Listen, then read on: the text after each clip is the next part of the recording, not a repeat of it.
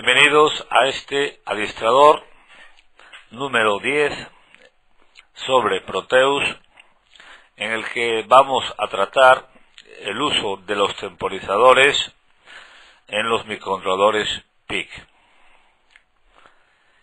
Empezaremos con una serie de conceptos básicos sobre este tipo de temporizadores, para continuar más detalladamente en la explicación del funcionamiento teórico del temporizador TMR0, que es el temporizador más básico que tienen o que poseen los microcontroladores PIC. Seguiremos con la explicación y desarrollo de un ejemplo sencillo de la utilización de un temporizador. En este caso se trata del temporizador TMR0 que poseen los PIC del tipo 16F84. La familia de los microcontroladores PIC poseen una serie de temporizadores, como son el temporizador TMR0, el temporizador TMR1 y el temporizador TMR2. Sin embargo, estos tres temporizadores no están disponibles en todos los PIC. De tal manera que a medida que avanzamos en la gama o complejidad de los PIC, pues vamos teniendo más temporizadores. En último caso, tendríamos esos tres temporizadores. En el caso del 16F84, en la que está basado este curso sobre Proteus, básicamente tenemos únicamente el temporizador TMR0. Este temporizador puede funcionar, como ya veremos, como contador o como temporizador. Y consta de un registro de 8 bits que se puede leer o escribir en él. Por otra parte, también disponemos de un prescaler programable por software, cuya utilidad la veremos más adelante. Este contador temporizador tiene también la capacidad de provocar una interrupción, que puede ser habilitada o no. Así como se puede seleccionar qué tipo de flanco activo usa para su función como contador. Finalmente, decir que tenemos dos temporizadores más, el TMR1 y TMR2, que están disponibles en otros tipos de PIC. Una de las labores más habituales en los programas de control de dispositivos suele ser el de determinar intervalos concretos de tiempo. Para ello disponemos en los PICs de lo que llamamos timer o temporizador, que es el elemento o recurso encargado de realizar esta función. También suele ser frecuente contar los impulsos que se producen en el exterior del sistema, y el elemento destinado a este fin es igualmente el temporizador o timer, que hace o que cumple también otra función como contador. Si las labores del temporizador o contador, timer en general, las asignamos al programa principal, robarían mucho tiempo al procesador en detrimento de actividades más importantes. Por este motivo se diseñan recursos específicamente orientados a estas misiones de control de tiempo. El PIC 16F84 posee un timer de 8 bits llamado TMR0, que actúa de dos maneras diferentes. En primer lugar, como contador de sucesos, que están representados por los impulsos que se aplican a la patilla RA4 o TOCK1. Al llegar al valor FF en hexadecimal, el contador se desborda y con el siguiente impulso pasa a 00 hexadecimal, es decir, tiene un contaje ascendente y cíclico. Cuando llega a cumplir ese ciclo, cuando pasa de FF a 00, pues advierte esta circunstancia activando un señalizador de fin o desbordamiento que puede provocar o no una interrupción. Por otra parte, y en segundo lugar, puede trabajar el timer como temporizador cuando se carga en el registro que implementa el recurso un valor inicial que se incrementa con cada ciclo de instrucción, es decir, la frecuencia de oscilación dividido por 4. Por ejemplo, en el caso de que tuviéramos un PIC trabajando en una frecuencia de 4 MHz, pues el temporizador se incrementaría en 1 cada megahercio. Igualmente, como en el caso anterior, se produce un desbordamiento activando un señalizador cuando pasa de valor de FF en hexadecimal a 00 hexadecimal, es decir, cuando completa un ciclo de contaje, y puede provocar, al igual que en el anterior caso, una interrupción o no. Para que el TMR0 funcione como contador de impulsos, descrito en el primer caso, aplicamos a la patilla TOCK1, pues hay que aplicarle en esta patilla lógicamente un tren de impulsos, pero por otra parte hay que ir al registro Option y colocar a 1 el bit 5, el bit TOCS, para que el timer funcione como contador. Si por el contrario quisiésemos que funcionara como temporizador interno, pues habría que colocar este bit 5 a 0. Cuando el timer está funcionando como contador de pulsos externos al PIC a través de esa patilla con doble función RA4 barra TOCK1, podemos elegir el tipo de flanco activo programando el bit TOSE, es decir, que los pulsos que lleguen por esa entrada RA4, pues si el flanco lo tenemos programado de subida con un 0, pues moverá el contador. Lógicamente los flancos de bajada no actuarán sobre ese contador. Si por el contrario programamos este bit con un 1, flanco de bajada, será al contrario, serán los flancos de bajada de esos pulsos exteriores lo que incrementen el contador. Bien, por otra parte, el PIC 16784 y algunos de la gama baja disponen en realidad de dos temporizadores, uno el mencionado, el TMR0, y otro más oculto llamado perro guardián o watchdog. El primero actúa como temporizador principal, y sobre él recae lógicamente el control de los tiempos y el contaje de impulsos exteriores.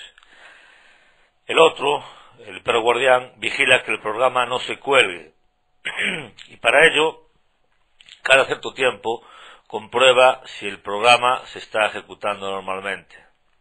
En caso contrario, si el control está detenido en un bucle infinito a la espera de algún acontecimiento que no se produce, el perro guardián, entre comillas, ladra, lo que se traduce en un reset que reinicializa todo el sistema. A menudo el TMR0 y el perro guardián precisan controlar largos intervalos de tiempo y necesitan aumentar la duración de los impulsos de reloj que les incrementa. Para cubrir este requisito se dispone de un circuito programable llamado divisor de frecuencia o prescaler, que divide la frecuencia utilizada por diversos rangos. La programación o configuración de este prescaler o divisor de frecuencia se hace también en el registro Option,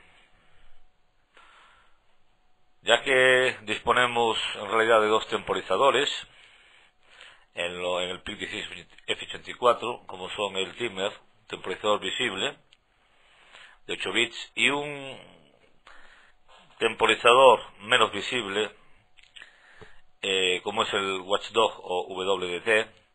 Parece lógico pensar que el divisor de frecuencia debiera poder asignarse a un temporizador o a otro.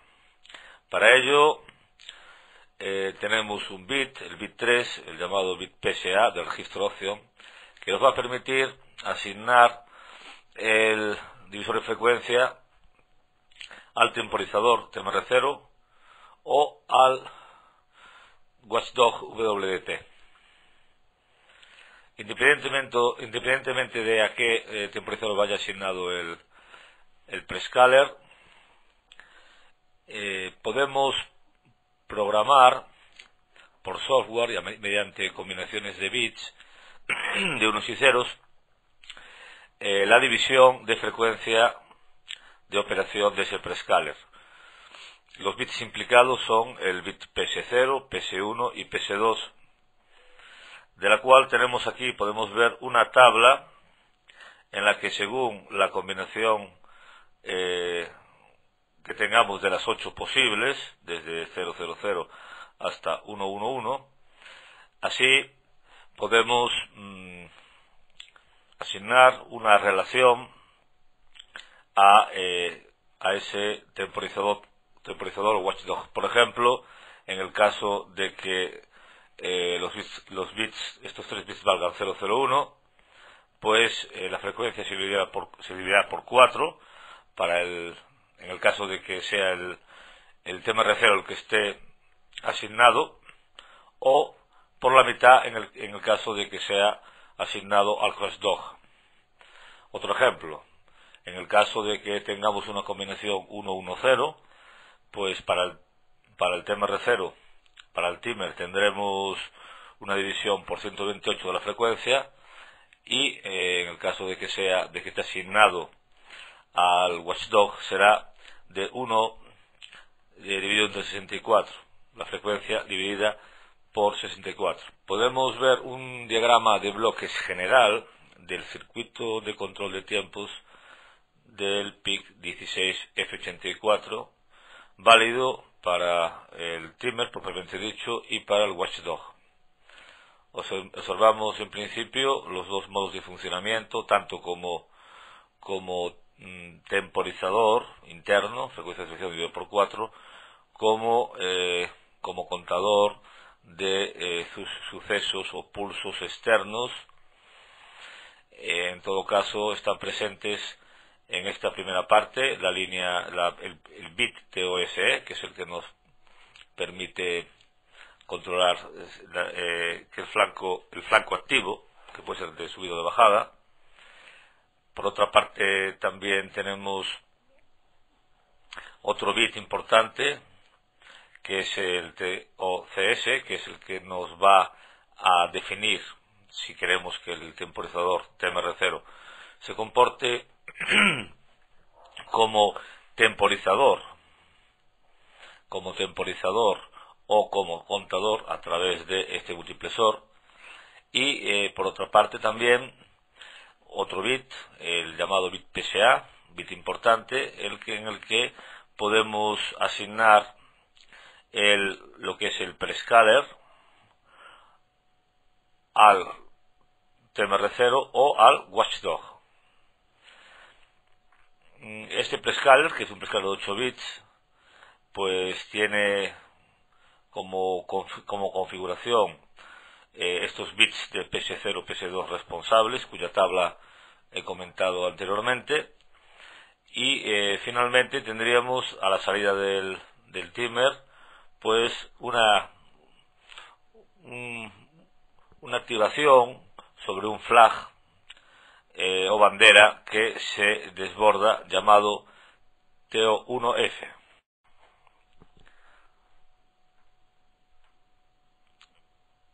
Este flag T1F, responsable del desbordamiento del timer, se puede observar y examinar en el registro INCOM, es decir, en otro registro del PIC. Este bit de aquí, el bit 2, es el que se pone a 1 cuando ha ocurrido un sobrepasamiento del timer, y mientras no ocurre está puesto a 0. Es importante decir que este bit, si queremos ponerlo a 0, hay que hacerlo por software. Es decir, en el momento en el que ocurre un sobrepasamiento del contador, no se van a registrar los siguientes. En cuanto a las interrupciones, también tenemos un bit, el bit 5 de este registro INCOM, llamado T1E, que si está a 1 permite que el timer, TMR0, provoque una interrupción cuando hay sobrepasamiento. Si este bit, por el contrario, lo ponemos a 0, pues no permitimos en ningún caso que los sobrepasamientos del timer provoquen interrupción. El timer puede ser leído y escrito en cualquier momento al estar conectado al bus de datos. Funciona como un contador ascendente de 8 bits. Cuando funciona como temporizador, conviene cargarle el valor de los impulsos que se quieren temporizar, pero expresados en complemento a 2, ya que es ascendente el contador. De esta manera, al llegar al número de impulsos deseado, se desborda, y al pasar por 00, se activa el señalizador correspondiente, TO1F, y se puede o no producir una interrupción. Para calcular los tiempos a controlar por el TMR0 o timer, se utilizan las siguientes fórmulas prácticas. Temporización, lo que queremos temporizar, el tiempo que queremos controlar, es igual a 4 por el periodo de oscilación, por el valor cargado en el timer, por el rango divisor del divisor de frecuencia. De ahí despejamos lo importante, el valor que debemos cargar, en el temporizador, ya digo, en complemento a 2, para obtener la temporización deseada. En este caso, este valor a cargar sería igual a la temporización dividido por 4 por el periodo de oscilación y por el rango del divisor de frecuencia. En cualquier momento se puede leer el valor que contiene el timer sin detener el contaje, y para ello en ensamblador la instrucción adecuada es mopf tmr0, W. Bien, y como ejemplo de aplicación de todo lo explicado del timer, pues vamos a realizar y desarrollar un ejemplo en Proteus, utilizando un PIC 16F84A. En este caso, este PIC trabaja a una frecuencia de 1 MHz y se le conecta un diodo LED a la línea RB7 de la puerta B. Se desea hacer parpadear al LED cada 8,2 milisegundos. Es decir, este tiempo, 8,2 milisegundos, será el tiempo de temporización, el tiempo que habrá que controlar. Para medir los 8,2 milisegundos se emplea el timer como temporizador, no como contador, lógicamente, y al cual se le hace contar 16 impulsos de reloj internos divididos por 128 mediante divisor de frecuencia. Para hallar esto lo hemos utilizado la fórmula anterior, es decir, la temporización, lo que queremos temporizar, 8,2 milisegundos, es igual a 4 por 1 microsegundo por 16 por 128. Esto es evidente. De esta fórmula lo que es fijo es el 4, el 1 microsegundo también es fijo porque depende de la frecuencia. Para hallar la frecuencia dividimos, el tiempo expresado en microsegundos, dividimos por 1 por la frecuencia, con lo cual tenemos 1 dividido por 1 MHz es 1 microsegundo. Este producto 4 por 1 es fijo, y después tendríamos otro valor, el de 128, que podría variar. Podría variar porque depende del rango del divisor de frecuencia que hayamos escogido. Si colocamos como aquí 128, pues la incógnita sería esta, que nos da 16. El temporizador, el timer, habría que cargarlo con el valor de 16 en hexadecimal para obtener esos 8,2 milisegundos. Si por otra parte cargamos aquí 256, pues lógicamente aquí saldrá la mitad, 8. Habrá que, digamos, controlar cuando el timer llega a 8, al valor 8, para saber que, digamos, ha llegado a cumplir esos 8,2 milisegundos. En este caso, para comprobar que el timer ha llegado a 16 en hexadecimal, que en binario sería este valor de aquí, pues se explora el bit, este bit de aquí, se explora el bit 4. Cuando el bit 4 pase a valer 1, pues el timer habrá llegado a 16 y habrá pasado un tiempo de 8,2 milisegundos, que es lo que necesitamos para el parpadeo del LED. Ya dentro de Proteus hemos construido nuestro ejemplo, que tenemos el PIC16F84A y tenemos conectado a la pantalla RB7 el por B, tenemos colocado una resistencia 100 ohmios y un diodo LED de color amarillo. Vamos a ver el código de programa que hace que este diodo LED parpadee, con lo cual vemos el programa que ya he escrito, en el que tenemos las líneas típicas de cabecera. A partir de la línea de ORG, que es donde empieza el programa, ORG 0, tenemos la configuración de los registros del PIC. En principio cambiamos de banco al banco 1. Movemos el dato hexadecimal de 6 al registro de trabajo W y del registro W al registro Option, con esta información 11010110. Esta información binaria es la que nos va a configurar el prescaler a 128, nos va a asignar ese prescaler a través del bit PSA a lo que es el timer, y nos va también a configurar el funcionamiento del timer, que lo haga como temporización. No hay más que echar un vistazo al formato, el registro Option que estaba expuesto anteriormente, para confirmar esta información. Después movemos el registro 0, el dato 00 al por B para configurar como salida.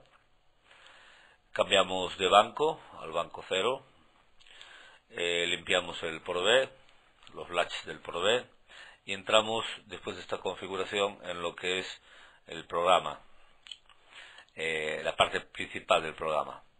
En un primer momento lo que hacemos es poner a 1 con la instrucción BSF, ponemos a 1 el pin RB7 del ProB, llamamos a una subrutina llamada retardo con la instrucción cal.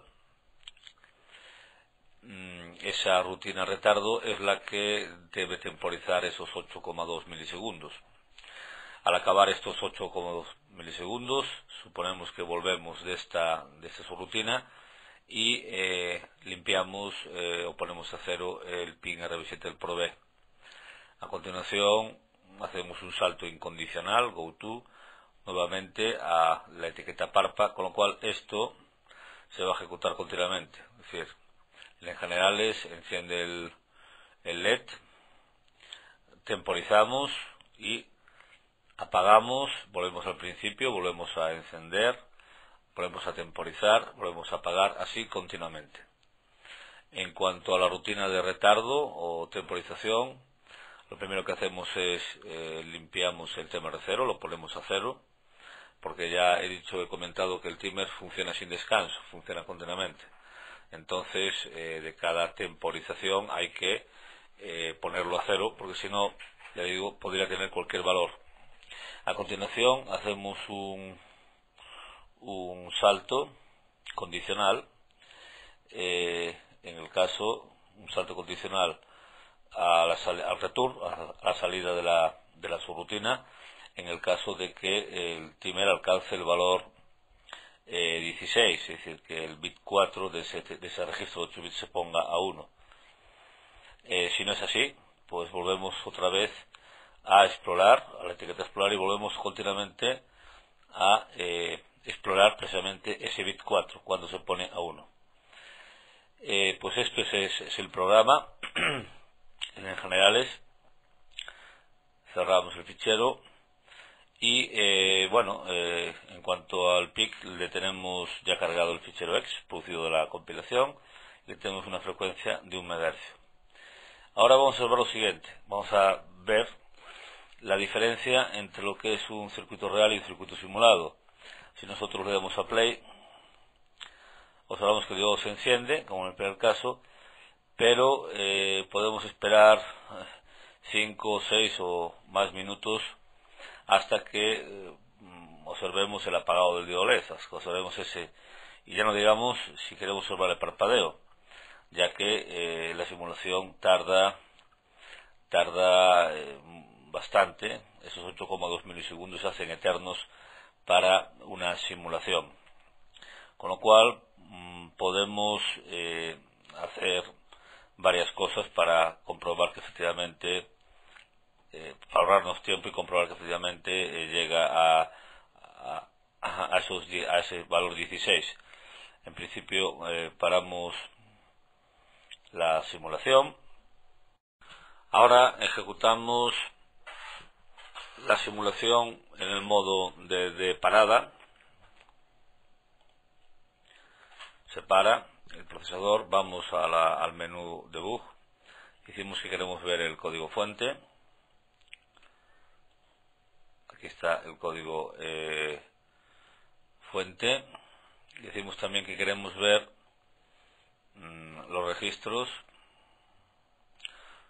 y también decimos que queremos ver pues lo que es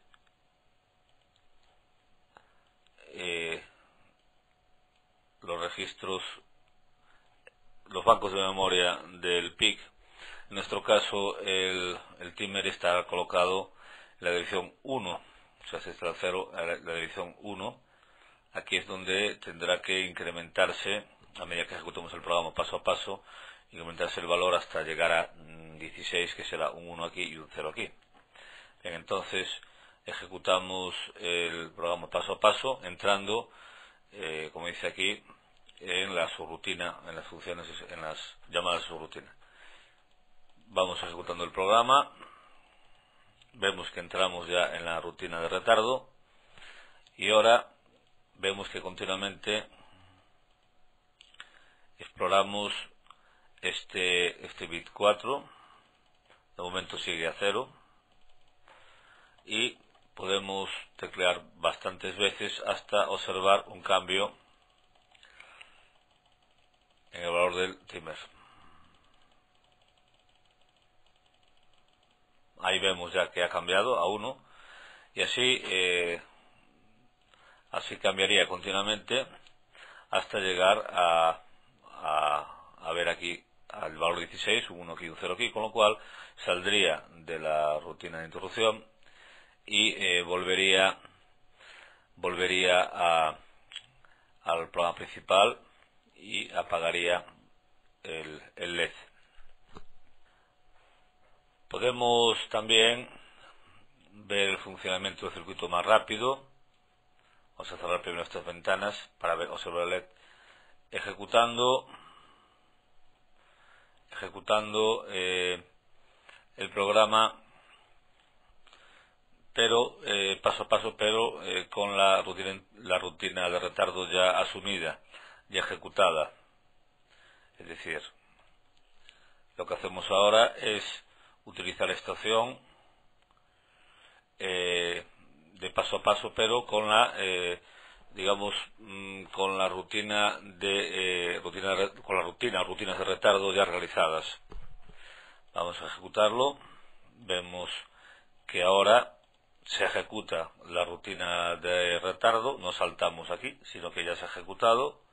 Continuamos y vemos que efectivamente el diodo LED se apaga y se enciende, porque ya digo, la rutina de retardo está asumida ya en la propia ejecución. Otras formas de ver el parpadeo sería cambiar la frecuencia del micro, elevar la frecuencia del micro a 4 o a 10 MHz, o incluso por hacer la prueba, por ejemplo, vamos a ponerla a 40, aunque sé que sea exagerado, pero bueno, es un simulador. Y aquí observaríamos el parpadeo del LED con una frecuencia inusual. Otra forma sería no editar la frecuencia del LED, del diodo del micro, sino pues variar el programa, variar el tiempo, es decir, variar lo que sería la comprobación en vez del bit 4, comprobar el bit 2, o sea, salir de esa rutina comprobando el bit 2. Evidentemente el tiempo sería menor, pero podremos ver el efecto en el simulador. En todo caso, decir que todos los diseños que hagamos con Proteus y que utilicemos temporizadores, no vamos a tener una respuesta real en cuanto a tiempo, porque se trata de un simulador. Pero sí que si el diseño funciona bien en nuestro trabajo, pues se supone que en un circuito real funcione perfectamente con ese tiempo que hemos calculado. Bueno, y hasta aquí el adiestrador número 10 sobre Proteus, en el que hemos tratado el tema de las temporizaciones tanto a nivel teórico como a nivel práctico, con un ejemplo basado en un PIC 16F84A. Evidentemente se podrían mostrar otros ejemplos más avanzados en los que, por ejemplo, el temporizador o timer fuera una fuente de interrupción, es decir, que la temporización se realizara mediante interrupción, o incluso pues otros ejemplos en el que se utilizara como contador de sucesos externos. También cabrían dentro de este apartado pues ejemplos en los que se utilizaran micros más avanzados y se mostraran las bondades de otro tipo de temporizadores. Este tipo de añadidos, este tipo de posibilidades se les deja al oyente, al que sigue este tipo de videotutoriales, para que los pueda ejercitar